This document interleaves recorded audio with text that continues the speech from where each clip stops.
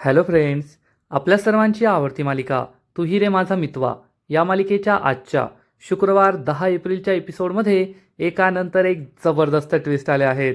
Friends, शेवटी ईश्वरीने रमाकांतला पाहिलंय, पण फक्त ईश्वरीनेच नाही तर वल्लरीने सुद्धा रमाकांतला पाहिलंय आणि वल्लरीच्या पायाखालची जमीनच सरकली. रमाकांत चक्क मुंबईमध्ये आहे आणि जर ईश्वरीने त्याला शोधून काढलं तर माझा अवतार संपला अशी भीती वल्लरीला वाटतेय. आणि मग ईश्वरीने रमाकांतला शोधून काढण्याचा निर्णय घेतला. ईश्वरी चक्क सुप्रियाजवळ पोहोचली. सुप्रियाला रमाकांतचा फोटो दाखवला आणि मी रमाकांतला मुंबईत पाहिलंय हे सुद्धा सांगितलं. त्यामुळे सुप्रियाला सुद्धा जबर धक्का बसलाय आणि ईश्वरी आता त्याच मंदिरात रमाकांतला शोधायला पोहोचलीये जिथे तिने रमाकांतला पहिल्यांदा पाहिलं होतं. मग जर रमाकांत, सुप्रिया आणि ईश्वरीची जोडी जमली ना तर वल्लरीची वाट लागलीच म्हणून समजा. मग हे सगळं घडलं तरी कसं हे जाणून घेण्यासाठी हा व्हिडिओ शेवटपर्यंत नक्की पहा. फ्रेंड्स, आजच्या एपिसोडच्या सुरुवातीलाच अंजली ईश्वरी आणि अर्णववर आरोप लावते की आता माझा विश्वास पटलाय की हा घातपात तुम्हीच केलाय, राजेशचा अपघात तुम्हीच घडून आणलाय. हे ऐकून ईश्वरी आणि अर्णवला जबर धक्काच बसतो.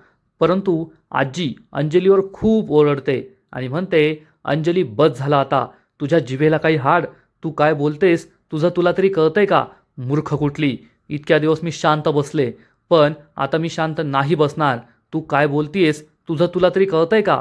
तू तुझ्या भावावर हे घाणेरडे आरोप लावतेस याचा तरी विचार कर.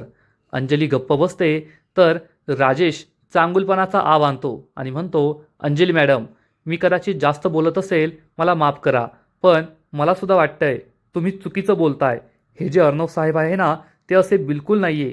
तुम्ही त्यांच्यावर चुकीचे आरोप लावताय. तुम्हाला खरं सांगायचं तर मी या घरी परत यायला तयार नव्हतो, पण तेव्हा अर्णव साहेबांनी माझ्यासमोर हात जोडले, गयावया केल्या की माझ्या बहिणीसाठी घरी चला, म्हणून मी या घरी आलोय. आणि अर्णव साहेबांची या ज्या मिसेस आहेत ना ईश्वरी मॅडम, त्यासुद्धा खूप चांगल्या आहेत. दोघे माझ्याशी चांगलं बोलतात, माझी काळजी घेतात आणि तुम्ही त्यांच्यावर आरोप लावताय. कदाचित याआधीचं मला काही आठवत नाहीये म्हणून, पण आत्ता तरी ते खूप चांगले आहेत हेच मला वाटतंय आणि मी तुम्हाला तेच सांगतोय. अंजलीची बोलतीच बंद होते. अर्णव आणि ईश्वरीला सुद्धा वाटतं की हा आमच्याबद्दल इतकं चांगलं कसं काय बोलतोय. आजी अंजलीला विचारते, कळलं का आता तरी? तुला समजलंय ना, जावई बापूंना काही आठवत नसताना सुद्धा अर्णव आणि ईश्वरी कसे आहेत हे त्यांना कळलं, पण तू समजून घ्यायला तयार नाहीये. आता तुझा राग बाजूला ठेव आणि आता प्रभू श्रीरामचंद्रांची आरती करायची आहे, पूजा करून घेऊया. अंजली म्हणते, ठीक आहे, मला यांना नाही म्हणता येत नाही ना म्हणून मी विषय वाढवत नाहीये. आणि मग सगळे कुटुंबीय मिळून प्रभू श्रीरामचंद्रांची आरती करतात आणि आरती झाल्यानंतर ईश्वरी ही देवाला प्रार्थना करते, हे रामराया, आमच्या घरावरील सगळी संकटं दूर होऊ दे. या रावणरूपी राजेशचा खरा चेहरा ताईंसमोर आणण्यासाठी आम्हाला मदत कर. अर्णव सर आणि ताई यांच्यातील सगळे गैरसमज दूर होऊ दे. ईश्वरी इकडे देवाकडे प्रार्थना करत असते आणि त्याच वेळेस अर्णवचे वडील रमाकांत राजेश शिर्के चक्क एका मंदिरात, प्रभू श्रीरामांच्या मंदिरात बसलेले असतात आणि श्रीराम जय जय राम हे भजन गात असतात. म्हणजे आता अर्णवचे वडील रमाकांत राजेश शिर्के यांची सुद्धा मालिकेत एंट्री झाली आहे. तर इकडे आजी पूजा झाल्यानंतर ईश्वरीला म्हणते, ईश्वरी, नैवेद्याचं सगळं सामान घेतलंय ना, आपल्याला मंदिरात जाऊन साधू संतांना नैवेद्य खाऊ घालायचा आहे. तर मामी चिडून म्हणते, आई, फक्त तुमच्या लाडक्या सुनेलाच घेऊन जाणार की आम्हाला सुद्धा नेणार आहे? आजी चिडून म्हणते, वल्लरी, हे काय बोलतेस तू? काय साधू संत फक्त ईश्वरी आणि चिंटूलाच आशीर्वाद देणार आहेत का? आपण सगळे तेथे जातोय. अंजली नाही येऊ शकणार पण आपण सगळे जाणार आहोत. तर राजेश म्हणतो, आजी, मी नाही आलं तर चालेल का? कारण अंजली मॅडम एकट्याच घरी आहेत ना, मग मी नाही येत. आजी म्हणते, ठीक आहे जावई बापू, तुम्ही अंजलीजवळ घरीच थांबा. आणि मग अर्णव आकाशला सांगतो, ठीक आहे, मग तुम्ही पण घरी थांबा, आकाश पण घरीच थांबेल. आकाश म्हणतो, ठीक आहे. अर्णवने त्याला जाणून बुजून घरी ठेवलेलं असतं राजेशवर लक्ष ठेवण्यासाठी. राजेश अंजलीच्या रूममध्ये निघून जातो. ईश्वरी अर्णवला विचारते, तुम्ही आकाश सरांना घरी काय ठेवलं? तर अर्णव सांगतो, कारण माझा या राजेशवर विश्वास नाहीये. तो एक नंबरचा खोटारडा आणि नाटकी आहे. तो ताई आणि बाळाला काही इजा पोहोचू नये म्हणून त्याच्यावर लक्ष ठेवण्यासाठी मी आकाशला घरी थांबायला सांगितलंय. ईश्वरीला हे पटतं, परंतु इकडे आपला आकाश अंजली आणि त्या राजेशवर लक्ष ठेवण्याऐवजी घराबाहेर येऊन नम्रताला कॉल करत असतो आणि नम्रता काही त्याचा फोन उचलत नाही.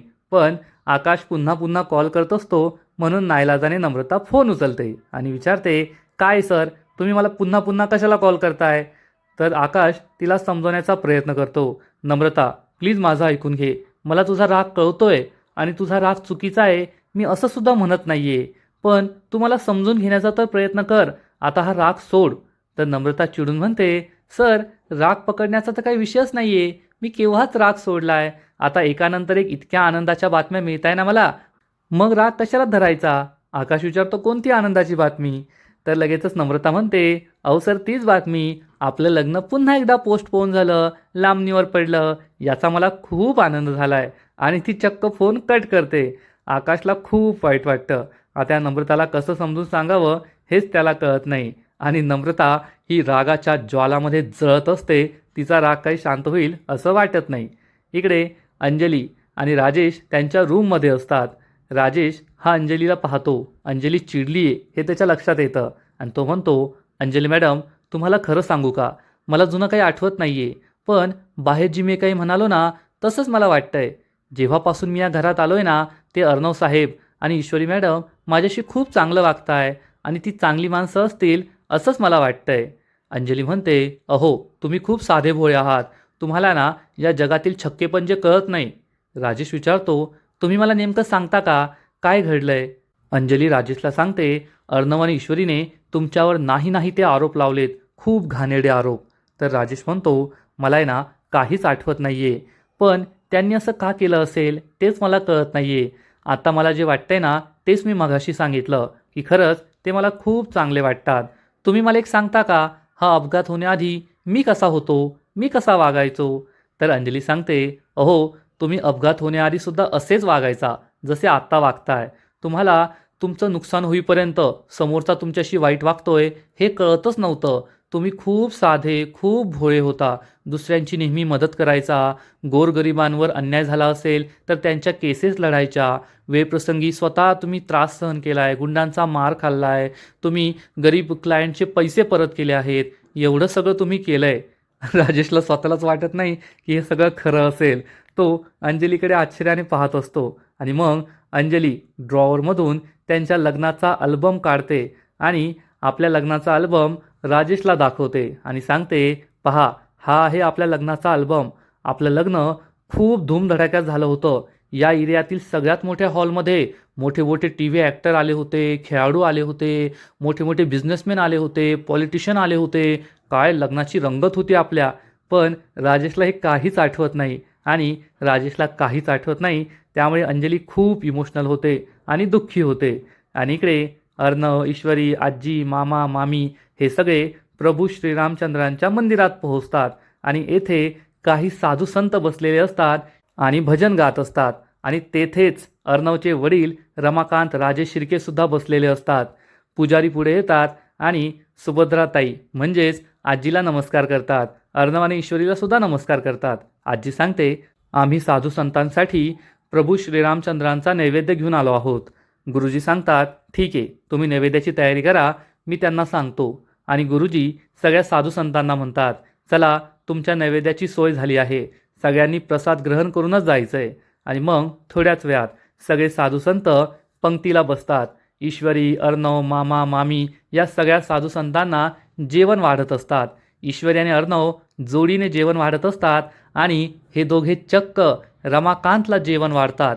परंतु रमाकांतचा चेहरा त्यांना दिसत नाही. रमाकांतला खोकला येत असतो, त्यामुळे तो चेहऱ्यावर रुमाल ठेवतो. ईश्वरी म्हणते, बाबा, तुम्ही पाणी प्या ना.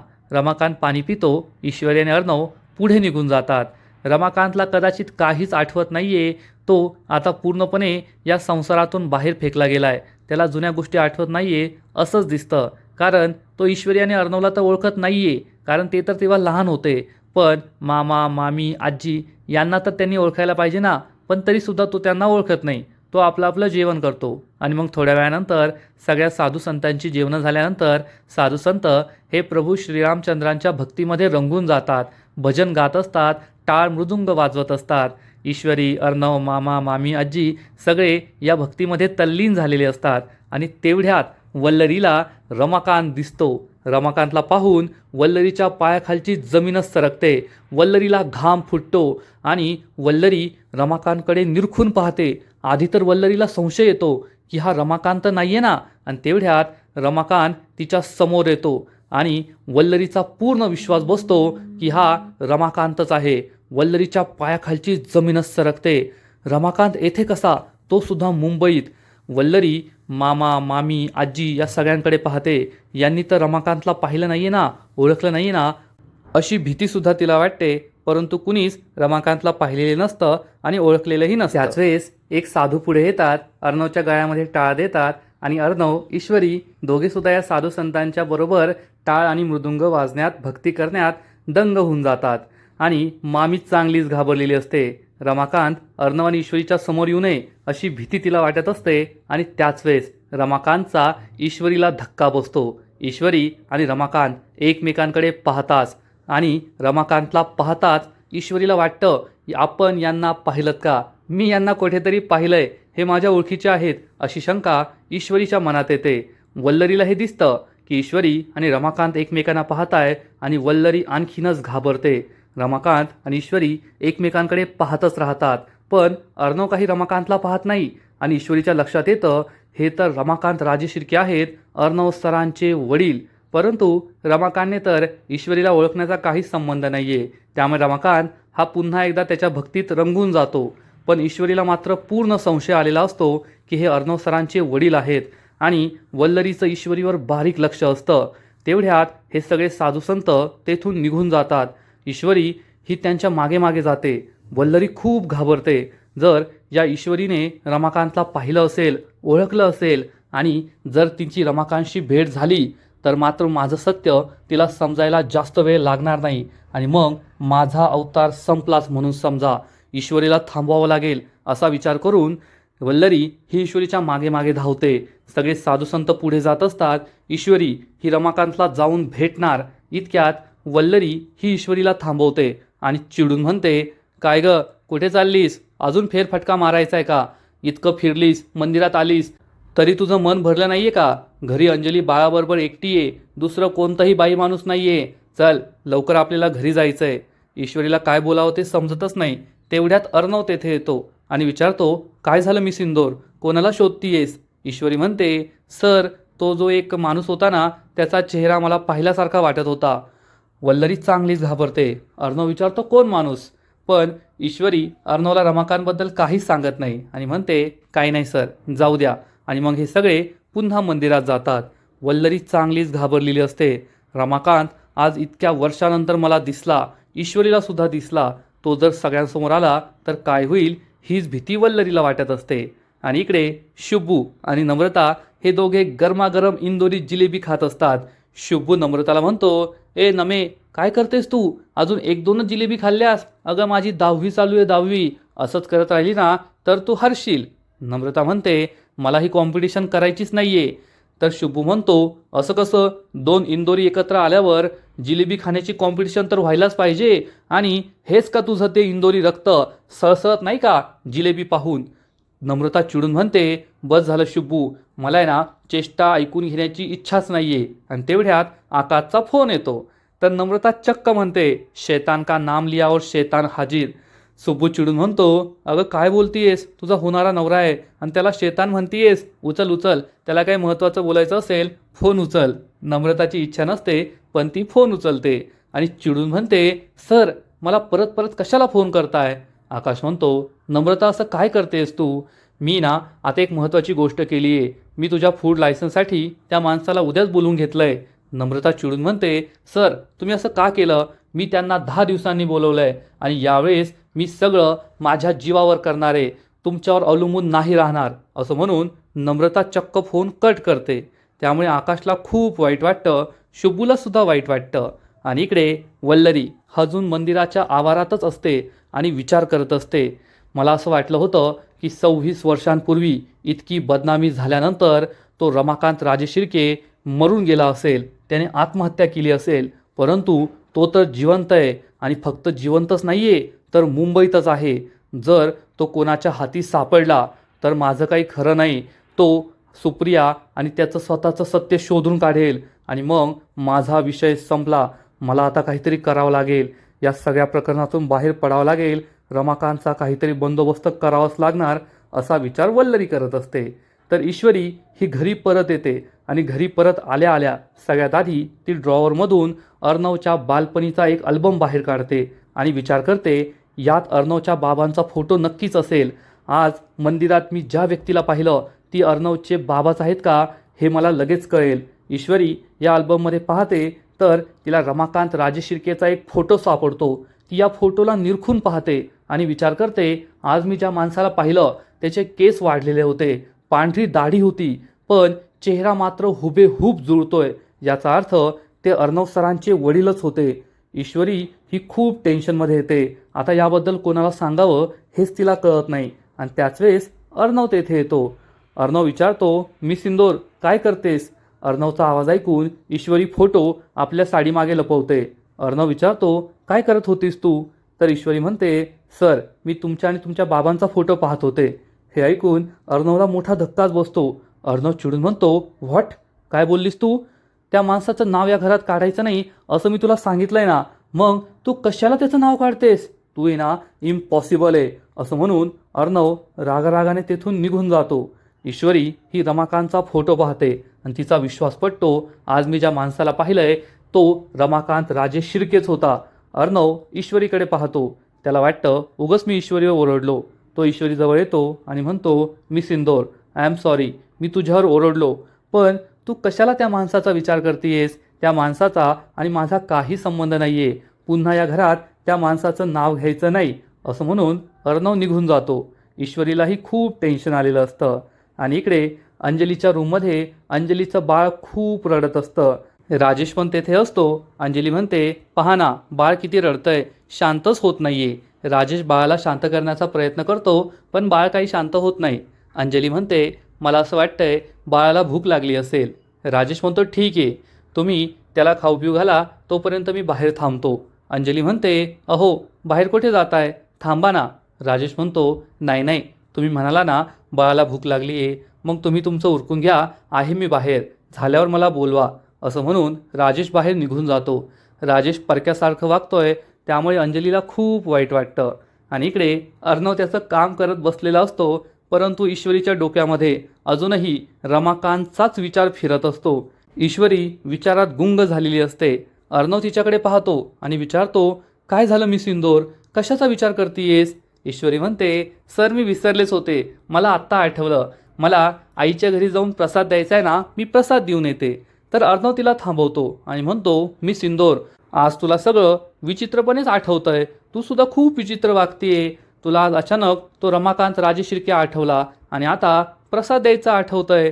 ईश्वरी म्हणते, सर मला सगळ्यात चांगल्याच गोष्टी आठवतात आणि चांगल्या गोष्टी आठवल्यावर मी खूप खुश पण असते. अर्णव चिडून म्हणतो, चांगल्या गोष्टी? तो रमाकांत तुला आठवला, ही काय चांगली गोष्ट आहे का? तुला माहीत नाही आहे का, त्या माणसामुळेच माझ्या आईने. अर्णव बोलता बोलता थांबतो आणि डोक्याला हात लावून बसतो. ईश्वरी त्याच्याजवळ येते आणि अर्णवला समजवण्याचा प्रयत्न करते, सर तुम्ही असं का बोलताय? शेवटी ते तुमचे वडील आहेत आणि तुम्ही त्यांच्याबद्दल तुमच्या मनात कोणतीच भावना ठेवू नका, रागही ठेवू नका आणि द्वेषही ठेवू नका. अर्णव खूप चिडतो आणि म्हणतो, तू नको मला सांगूस की मी काय करायचंय. ईश्वरीला समजतं अर्णवशी बोलून काही फायदा नाहीये. अर्णवला ईश्वरी विचारते, सर तुम्हाला काय वाटतं, जर अचानक एखाद्या दिवशी तुमचे वडील रमाकांत राजेश शिर्के तुमच्या समोर आले तर तुम्ही काय कराल? तुमची रिॲक्शन काय असेल? अर्णवला मोठा धक्काच बसतो, पण त्याच्याकडे या प्रश्नाचं उत्तर नसतं. अर्णव काहीच बोलत नाही. ईश्वरीला समजतं अर्णव उत्तर देणार नाहीये. ईश्वरी अर्णवला सांगते, मी आईकडे जाऊन येते. ईश्वरी तेथून निघून जाते. अर्णवला खूप वाईट वाटलेलं असतं. त्याच्या सगळ्या जुन्या आठवणी जाग्या झालेल्या असतात आणि अर्णव म्हणतो, मी सिंदूर, तुला माहीत नाही आहे, सर विसरून जा, राग मनात ठेवू नका, कोणतीच भावना मनात ठेवू नका. हे बोलणं सोपं आहे, पण माझ्याबरोबर काय घडून गेलं आहे ना, त्या माणसाने माझ्याबरोबर माझ्या आईबरोबर काय केलं आहे याची तुला कल्पनासुद्धा नाही आहे. असा विचार करून अर्णव खूप दुःखी होतो. आणि मग अर्णव त्याच्या वर्क डेस्कजवळ येतो. तेथे हा अल्बम बाहेर काढून ठेवलेला असतो. अर्णव हा अल्बम काही पाहत नाही, अल्बम आतमध्ये ठेवून देतो आणि पुन्हा कामाला निघून जातो. तर इकडे ईश्वरी ही घाईघाईने आपल्या आईकडे जात असते आणि त्याच वेळेस राजेश तिच्या वाटेत आडवा येतो आणि या दोघांची धडक होते आणि ईश्वरीच्या हातातून रमाकांतचा फोटो खाली पडतो. त्याच वेळेस मामी तेथे येते आणि लपून या दोघांचं काय बोलणं सुरू आहे हे ऐकू लागते. राजेश खाली पडलेल्या रमाकांतचा फोटो उचलतो. ईश्वरी त्याच्याकडे आश्चर्याने पाहते. राजेश या फोटोकडे पाहत असतो आणि ईश्वरी हे जाणून घेण्याचा विचार करते की राजेशला या फोटोबद्दल काही माहीत आहे का. आणि आजचा एपिसोड येथेच संपतो. फ्रेंड्स, तू ही रे माझा मितवा या मालिकेचा आजचा एपिसोड खरंच खूप भारी होता. इतके दिवस राजेशचं हे ॲक्सिडेंटचं नाटक पाहून खरंच प्रेक्षकांना कंटाळा आला होता. मालिका एके जागी थांबून गेली होती. राजेशचंही काही होत नव्हतं आणि वल्लरीचं सुद्धा काही होत नव्हतं. दोघांचं सत्य समोर येतच नव्हतं. पण आता या मालिकेत एकदम भारी ट्विस्ट आलाय. रमाकांत राजेश शिर्केची रिएंट्री झाली आहे. तो मालिकेत परत आलाय आणि आता रमाकांत परत आल्यानंतर वल्लरीची तो नक्कीच जिरवणार एवढं मात्र नक्की. मग आता ईश्वरी ही रमाकांतला शोधू शकेल का? रमाकांतला परत आणल्यावर अर्णवची रिॲक्शन काय असेल आणि सुप्रियाचा यामध्ये काय रोल असेल? वल्लरीचं सत्य लवकरच समोर येईल का? हे तर पाहणं खूप इंटरेस्टिंग आहे. तू ही रे माझा मितवा या मालिकेचा आजचा एपिसोड तर खूप भारी होता. परंतु या मालिकेचा पुढील एपिसोड आणखीन भारी असणारे, आणखीन मोठा ट्विस्ट या मालिकेत येणारे. मग नेमकं घडणार तरी काय? तर फ्रेंड्स, पुढील एपिसोडमध्ये आपण पाहू की ईश्वरी एक तीर में दोन निशाणे लावण्याचा प्रयत्न करणार. जेव्हा राजेशच्या हातामध्ये रमाकांतचा फोटो असेल तेव्हा राजेश ईश्वरीला विचारणार, ईश्वरी मॅडम हा कोणाचा फोटो आहे? आणि मग ईश्वरी राजेशला काही आठवते की नाही हे जाणून घेण्यासाठी राजेशलाच विचारणार, तुम्ही यांना ओळखतात का? आता राजेश तर उत्तर हेच देईल, नाही नाही मी यांना नाही ओळखत. मग ईश्वरी हा फोटो घेऊन चक्क आपल्या माहेरी जाणार आणि सुप्रियाला हा फोटो दाखवणार. आई तुला आठवतंय का हे कोण आहेत? सुप्रिया म्हणेल, हो हे अर्णवचे वडील आहेत, रमाकांत राजेश शिर्के. आणि मग ती विचारेल, पण इशू तू यांचा फोटो आज मला दाखवायला का आणलायस? ईश्वरी त्यांना सांगणार, आई आज मी या रमाकांत राजेश शिर्केला प्रभू श्रीरामांच्या मंदिराबाहेर पाहिलं. हे ऐकून सुप्रियाच्या पायाखालची जमीनच सरकणार. आणि मग ईश्वरी आणि सुप्रिया या दोघी मिळून प्लॅन बनवतील. जर आपण रमाकांत राजेश शिर्केला सापडू शकलो, त्याच्याशी बोलू शकलो, तर त्या दिवशी जे काही घडलं होतं, ज्या बाईने हे घडवलं होतं, ते सत्य आपण नक्कीच समोर आणू शकतो. आणि ईश्वरी यासाठी तयार होईल. ईश्वरी ही चक्क त्याच मंदिरात पोहोचेल जेथे तिने रमाकांतला पाहिलं होतं आणि तेथे त्याच भजनी मंडळाचे साधू संत असतील. ईश्वरी त्यांना विचारणार, तुम्ही या माणसाला पाहिलंय का? आणि मग रमाकांत एका मंदिरात भजन करत असेल. मग ईश्वरीला त्याचा पत्ता सापडणार का? रमाकांत कोठे असतो हे ईश्वरीला समजणार का? आणि जर ईश्वरीला हे कळलं की रमाकांत कोठे, तर ईश्वरी त्याला आपल्या घरी घेऊन येईल का?